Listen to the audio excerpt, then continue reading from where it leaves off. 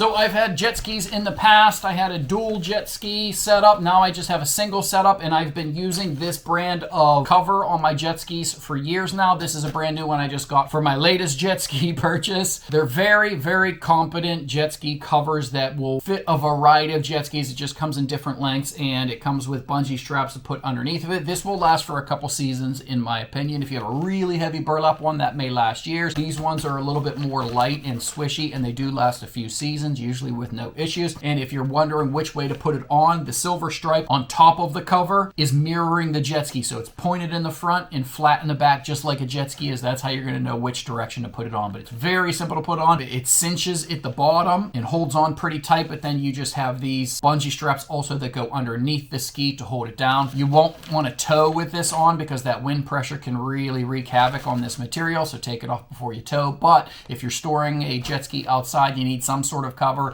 This is a brand that I've been using for years. Like I said, it's going to last you a few seasons at least, and I would definitely recommend it.